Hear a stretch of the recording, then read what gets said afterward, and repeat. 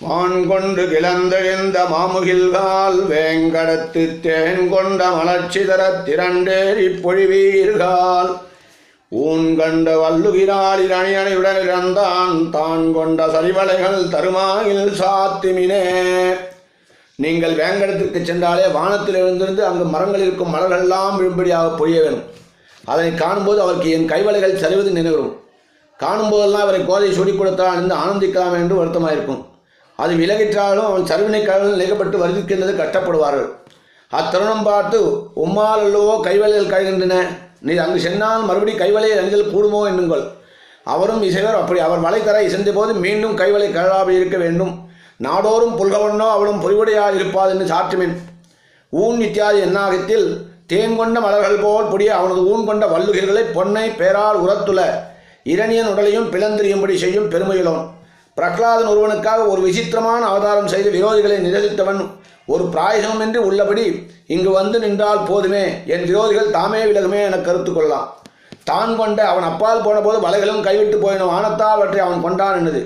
சரிவலை கைவலை சரி என்றதே போதும். ஆகிலும் சரிவதென்று பொருளை விடாமல் கொள்வதற்காக வலை என்ற சொல்லையும் சேர்த்து அவன் கொண்டான் என்று சொன்னது அவன் சரித்து விட்டதை பற்றி என இதனால் விளக்கினான். தருமாகில் தருவதாது கையில் நிலைத்திருக்கும்படி செய்வதே சாத்துவின் அவன் உடனே வரும்படி ஆக வேண்டும் நீங்கள் சொல்லும் வகை.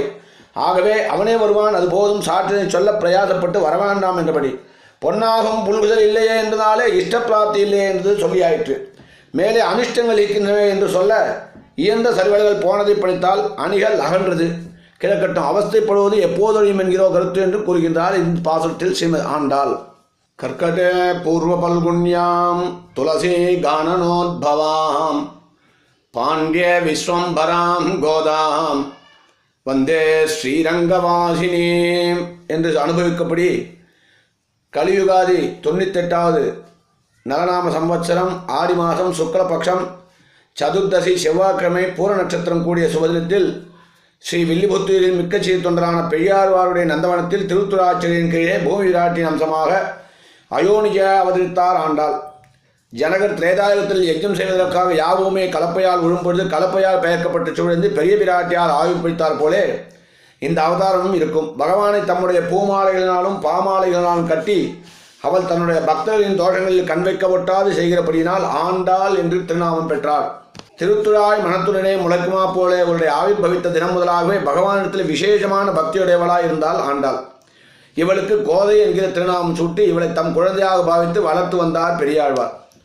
பெரியாழ்வார் வைபவத்திலே நிரூபிக்கப்பட்டபடியே அவர் வடபெருங்கோயிலுக்கென்று புஷ்ப மாலைகளை கட்டி அவற்றை ஒரு குடலையில் வைத்துவிட்டு ஸ்நானம் செய்து திருமண்காப்பு தரித்து சந்நிதிக்கு புஷ்பகுடை எடுத்து போவது வழக்கம். ராகவத்வே பவத் சீதா ருக்மிணி கிருஷ்ண ஜன்மினி அந்நேஷு ஜாவதாரேஷு விஷ்ணோரேஷானபாயினி என்கிறபடியே பகவானே பர்த்தாவாக பெற வேண்டி அவனையே பர்த்தாவாக மனத்தில் வரித்து அவனுக்கு தான் சதுரசமானவளா என்று அறிந்து கொள்வதற்காக தன்னுடைய திருத்தப்பனால் தொடுத்து வைத்திருந்த மாலைகளை அவருக்கு தெரியாமல் கூடையிலிருந்து எடுத்து அவைகளை தான் சூடிக்கொண்டு ஒரு நிலை கண்ணாடியின் முன்னின்று தன்னுடைய அழகை பார்த்து எம்பெருமானுக்கு தான் சதுரசமே என்பதை கொஞ்ச காலம் அனுபவித்துவிட்டு அந்த மாலைகளை மீண்டும் அதே புஷ்ப கூடையில் வைத்து விடுவதுவா வழக்கம்.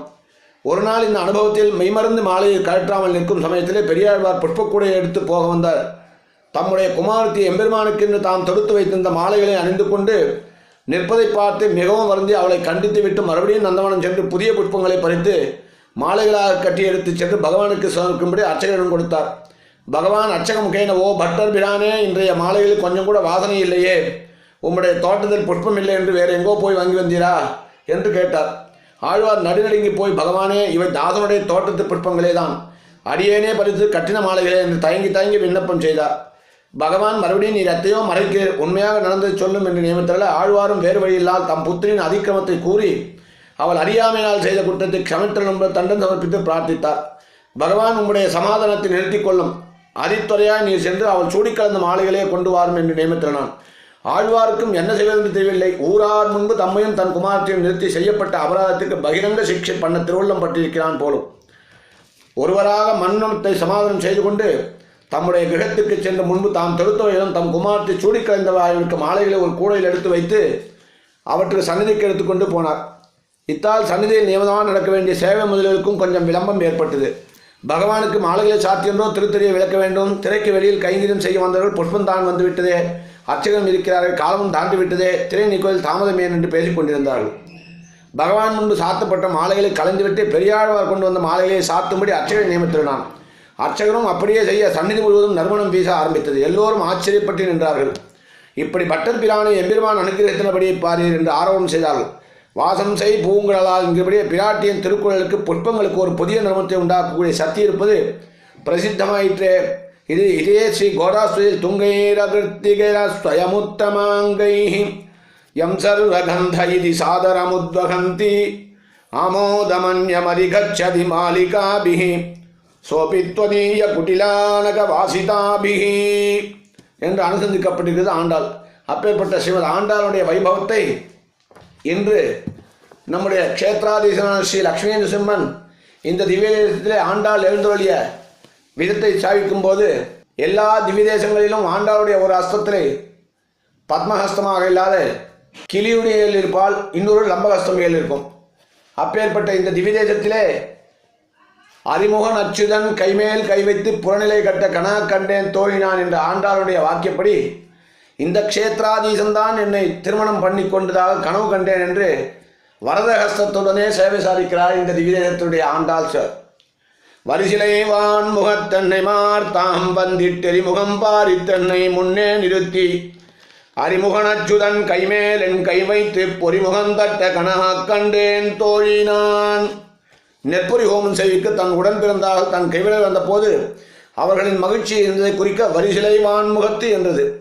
புருவத்தை சிலையாக நிரூபித்து சொல்வது இயல்பானபடியிலே இங்கே முகத்துறை செய்ய என்றபோது புருவமே சிலை எனப்படுகிறது என்று விளங்கும்.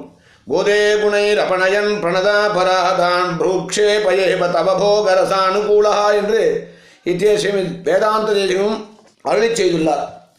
பகவானுக்கு போகரசத்தை விளைவிக்கும் வல்லபுருவம் கொண்ட போதை பிராட்டின் உடன் பிறந்தானாகவே அவளுக்கு அப்புருவங்களின் அழகு மிகவாய் இருந்தது. வில்லை துளைத்த புருவத்தால் என்று இவளே சொல்லிக்கொண்டே புருவத்தை பார்த்து போதே இவளுக்கு உடன் பிறந்தார்கள் வரனுடைய பந்துக்களுக்கு விளங்குமாம். வான்முகத்து எம்பெருமானை மணந்து கொள்ள இருந்த தம் உடன் பிறந்தாளின் முயற்சி மிக நேர்த்தியாக பலித்தமை கண்ட தமையன்களுக்குள்ள மகிழ்ச்சியாலே முகம் மிக்க ஒளி கொண்டது. என்னை என்பதற்கு என் தந்தை என்று பொருளாம் எனக்கு. வேலை பிழித்தென்னை மார்களோட்டில் என்ற விடத்திலே கூறினோம். பொறியிடுவதற்கு துணையாயிருப்பது உடன் பிறந்தார் என வத்வாக சோதரியோ பிராதுசுதோவா என்ற அல்ல பிரமாணத்திற்படி இங்கே தமையன்மாரான பொருள் கொள்க. ஆண்டாள் தன்னை ஒருத்தியே கூறுவதால் இங்கு என் ஐமர் என பறிப்பதற்கு தடையொன்றும் இல்லை. ஆகவே ஐமார் ஆவார் ஆண்புடன் பிறந்தார் என்று திருவாய்மொழியில் 9,000 முதலில் சொன்னபடியாகும். ஐ என்பதற்கு ஆசான் தலைவன் மூத்தோன் என்றவாறு பொருள். இங்கே தமையனை கொள்வது இது வெறும் சொப்பன பேச்சு மாத்திரமே என்னாக்கே இவளுக்கு உடன் பிறந்தார்கள் இருந்தனர் என்று கொள்வதும் கூடுமென்கள. அம்மி மிதிப்பது போல் லாஜஹோமம் 3 தரம் ஆகையாலே 3 உடன் பிறந்தார்களும் உதவலா. ஐமார் என பன்மை போலும் பன்மை அங்குள்ள மதிப்பை காட்டும். வந்திட்டு என்பதற்கு வந்து எனவே பொருள் கொள்ளலாம்.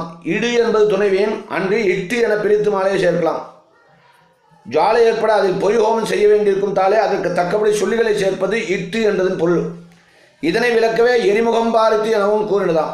என்னை முன்னே நிறுத்தி இவள் கையின் கீழ் தன் கையை வைத்துக்கொண்டு அக்னியில் வரன் பெரிய பொறிஹோமத்தை இவளை கொண்டு செய்வதற்கு தக்கபடி வரனுக்கும் அக்னிக்கும் சிறிதும் இடையிலே இவள் இருக்க வேண்டும்.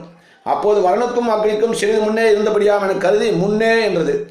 நிறுத்தி என்றதாலே நின்று கொண்டே ஹோமம் செய்யும் சம்பிரதாயம் உண்டு. உட்கார்ந்து ஹோமம் செய்ய வேண்டும் என்றும் உண்டு. நிறுத்தி அகலாமல் இருக்க செய்தவும் என்னப்படலாம். அறிமுகன் அச்சிதன் ரிசிம்ஹாவதாரத்திலும் இவன் ஆகண்ட கண்டீரவகா என்றபடி அறிமுகனே. அம்மி மிதிப்பது மணமகள் நீடூழி வாழ்வதற்காக அஸ்வமேவத்துவம் ஸ்திராபவா என்றதாதலின் லாஜஹோமம் செய்வது பற்றி தீர்காயுஷன் சிறந்து விளங்க.